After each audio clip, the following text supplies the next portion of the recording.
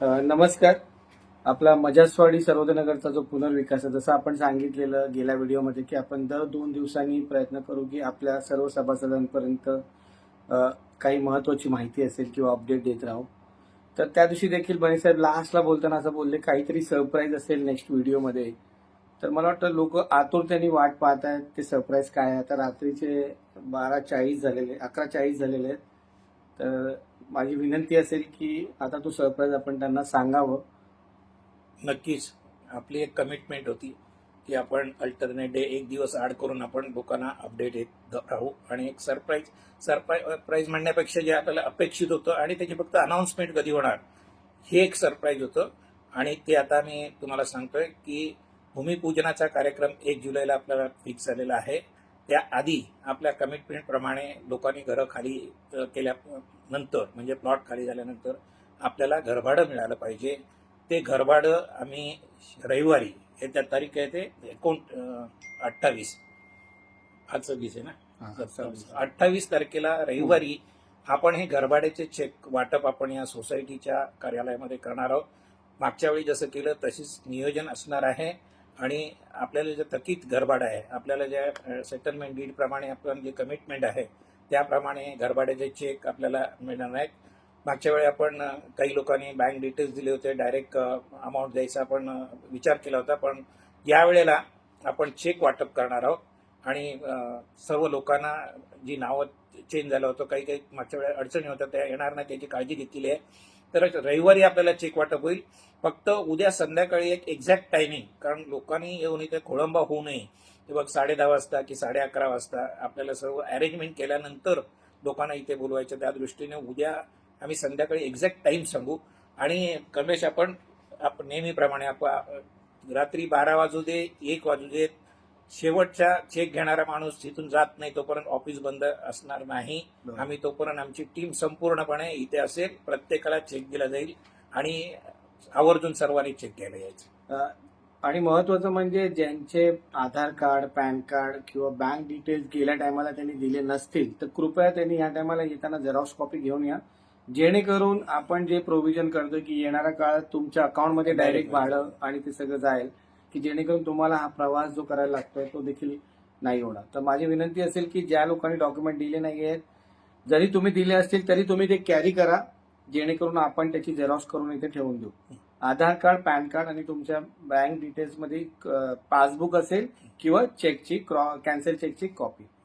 त्याच नंतर बरेचसाहेब भाड्याचा विषय तर झालाच, पण इतर देखील असे विषय आहेत जे प्रत्येक आज आपल्या इथे कसे 3 प्रकारची लोक म्हणजे पहिले तर 3 प्रकार होता, आता 2च प्रकार राहिले. एक तर जागेवर होते, घराच्या बाहेर होते आणि बिल्डिंगमध्ये आपले जे राहणारे सभासद आहेत त्यांचे काही स्वप्न आहेत, काही गोष्टी आहेत जे किती दिवसांपासून राहिलेले आहेत. तर मला वाटतं त्या गोष्टीबद्दल पण आपण आपल्यासाठी 579 सभासद आहेत आणि त्यांची प्रत्येकाची जी कामं आहेत आणि जे आम्ही कमिट केलेलं आहे ते प्रायोरिटीप्रमाणे ते आपण करणार आहोत. जसं आपल्याला प्लॉट खाली झाल्यानंतर आपल्याला घरभाडं लोकांना द्यायचं होतं ते आपण रविवारी देतोय. आणि वेळोवेळी आपण कमिट केले, म्हणजे तुला आठवत असेल तर सीओच्या ऑफिसमध्ये पण सुद्धा आपली कमिटमेंट होती आणि डेव्हलपरनी सांगितले. एबीसी विंगचे जे रिपेअर्सचं काम आहे ते काम आता सुरू, मला वाटतं काही प्रमाणात शॉपच्या तिकडे काहीतरी लिकेजचा प्रॉब्लेम होता, ते अटेंड केलेलं आहे आणि काम चालू आहे. बाकीची सुद्धा कामं आता ही भूमिपूजन झाल्यानंतर तात्परतेने ही सगळी कामं होणार आहेत.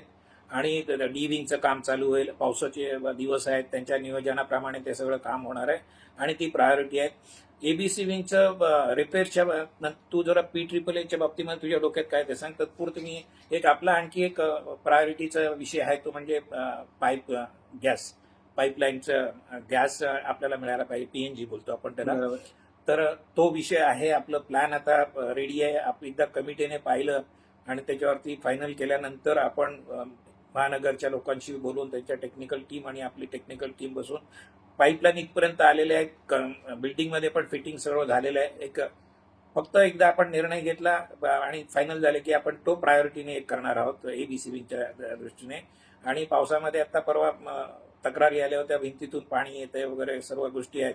तर या गोष्टी ज्या ओघाने होणार आहेत, जसं त्यांचं प्लॅन आहे त्याप्रमाणे ते होणार आहेत. आणि त्याच प्रकारे पाण्याची जी समस्या आहे एबीसी बद्दल त्यासाठी आपण ऑलरेडी डिस्कशन पाण्याच्या समस्येसाठी आपल्याला विशेष आभार मानायला लागतील बाळानर साहेब आणि शिवांगी मॅडम शिवांगी शिवानी परब मॅडम, या दोघांनी आपल्याला आता सध्या जे पाण्याची अडचण होती त्यावेळी आपण आपल्या पद्धतीने प्रयत्न केलेले, आपण काही टँकर मागवलेले, त्यांच्या माध्यमातून सुद्धा आपल्याला टँकर मिळत आहेत. भले 2 मिळत आहेत, 3 मिळत आहेत, पण आम्ही त्यांच्याकडे विनंती केल्यानंतर आपल्याला त्यांच्याकडून चांगला रिस्पॉन्स मिळतोय. त्याबद्दल त्यांचे धन्यवाद. आणि कायमस्वरूपी हा प्रश्न सुटावा, हे एकदा आपलं मार्गी लागलं. आपण इथे अटकलो होतो, 6-8 महिने आपल्या याच्यामध्ये गेले, तर बरीचशी कामं आतापर्यंत आपली झाली असती, पण यापुढे ती करतील. आणि आम्हाला माहिती आहे पाण्याचा सर्वात गंभीर प्रश्न आहे आपल्या इथे. एवढा मोठ्या फ्लॅटमध्ये पाणी नाही, तो विषय आपल्याला गांभीर्याने घ्यावा लागेल आणि त्याच्यावरती आपण नक्कीच तोडगा काढूया. तर पी ट्रिपल एच्या बाबतीत तुझ्या डोक्यामध्ये जी कल्पना आहे मला खूप आवडली, कारण सर्वांची इन्व्हॉल्वमेंट असावी, हा जो तुझा कॉन्सेप्ट आहे, तर त्या थोडक्यामध्ये तू सांगितलं. कसं आहे की PEEE असं एक मदर एग्रीमेंट राहील मेंबर्ससाठी. तर कुठेतरी त्याच्यात प्रत्येक जे आपल्याकडे आज खूप शिकलेले सभासद देखील आहेत आणि खूप इंटेलेक्च्युअल आहेत, आज आपण चर्चा करतो त्याच्यातून दिसते. तर कुठेतरी आज वर्कशॉप सारखा एक प्रकार असेल ज्यात आपण PEEE ड्राफ्ट असेल, आपला सप्लिमेंटरी ड्राफ्ट असेल, आपण त्या आपण मी आज सगळ्यांना आवाहन देखील करतो की ज्या लोकांना हे PEEE ड्राफ्ट जो आपल्याकडे आलेला आहे, मग तो 171 साठी असेल, पूर्ण सभासदांसाठी आहे, त्या ड्राफ्टमध्ये आपले काही सजेशन्स असतील किंवा तो ड्राफ्ट वाचल्यावर तुमचे काही इनपुट्स असतील, हे तुमच्या बाजूने झालं. लिगली आपले लॉयर्स बघतायत, त्याच्यात शंका नाहीये, पण परंतु आपल्या बाजूने असं काही वाटत असेल की बाबा हा विषय याच्यात आला पाहिजे, तर माझी आवर्जून विनंती राहील की आपल्यातनं ज्यांना कोणाला या वर्कशॉपसाठी, म्हणजे ज्याच्यात आपण PEEE आणि सप्लिमेंटरी एग्रीमेंटचा ड्राफ्ट असेल, तो आपण वाचणार आणि त्याच्यात सगळ्यांचे इनपुट्स घेऊ. एक वर्कशॉप सारखं असेल आणि एक अर्धा दिवसाचा असेल, आणि त्यानंतर जनरल बॉडीमध्ये देखील आपण हा PEEE लोकांसमोर प्रेझेंट करू, सप्लिमेंटरी एग्रीमेंट प्रेझेंट करू, प्लॅन प्रेझेंट करू, आणि त्याच्यानंतरच हे प्रपोजल पुढे प्रोव्हिजन अप्रुव्हल्स आणि या गोष्टीसाठी जाणार. तर ज्यांना कोणाला इंटरेस्ट असेल, कृपया मला व्हॉट्सअप केला तुमचं नाव की मी इंटरेस्टेड आहे या वर्कशॉपसाठी.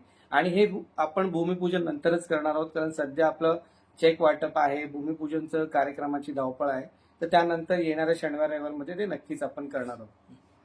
त्याच्यानंतर तुझा अजून काय पॉईंट? भूमिपूजनच्या दृष्टिकोनातूनच मला वाटतं बने साहेब, आजच आपण ते गुगल फॉर्म पब्लिश केलंय, आणि आत्ता मला वाटतं आपण एक 5 मिनिटं अगोदर तो गुगल फॉर्म, मला माहिती आहे आज आपल्या इथे खूपशा लोकांना ते टेक्नॉलॉजी वापरता येत नाही, पण तरी देखील मनापासून तुम्हाला सल्यूट. आपण सकाळी फॉर्म सबमिट केल्याने आतापर्यंत एक 170 मेंबर्सनी कन्फर्मेशन दिलंय, त्याच्यात 90% लोक म्हणतायत आमच्यासोबत 2 लोक असणार आहेत. तर ही एक चांगली बाजू आहे की आतापर्यंत आपल्याला कन्फर्मेशन आलं आहे की एक 350-400 लोक या कार्यक्रमावर उपस्थित राहणार. पण महत्वाचं म्हणजे तुमचं एक म्हणणं होतं की आपण सर्वांनी लवकर उपस्थित राहावं, जेणेकरून त्यातून आपल्याला दुर्गा मंदिरात त्याचं दर्शन घेऊन त्याच्या आपण ही एक काय आमंत्रण पत्रिका, निमंत्रण आपण सर्वांसाठी बनवलेलं आहे. त्याच्यामध्ये 2 प्रवेशिका आहेत. आपला सदस्य कुटुंबातील 2 माणसांसाठी आपण इन्व्हाइट करतोय, त्या 2 प्रवेशिका आपल्या सोबत असतील. मी विनंती करेन की उद्या चेक कलेक्ट करायला याल किंवा उद्या ऑफिसमध्ये येऊन हे आपलं निमंत्रण पत्रिका घ्या, जेणेकरून ही प्रवेशिका तुम्हाला मिळेल आणि प्रवेश करताना हे आपल्याला तिथे गेटवरती दाखवता येईल. दुसरी सगळ्यात विनंती की आपण जेव्हा कुठलंही काम केलं आणि आपण इच्छा आकांक्षा आपण जेव्हा हे करतो, त्यावेळी आपल्या शांतादुर्गा देवी मंदिरामध्ये जाऊन आपण प्रार्थना करतो.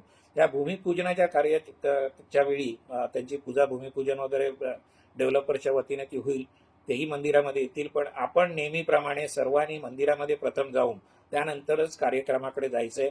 तर कार्यक्रमाची वेळ काहीतरी 10 वाजता दिलेली आहे, 10 सव्वा 10ची आहे. पण मी सगळ्यांना विनंती करेन की आपण 9:30 पावणे 10 लेटेस्ट पावणे 10 वाजेपर्यंत वाजता आपण सर्वांनी दुर्गामाता मंदिरामध्ये यायचंय.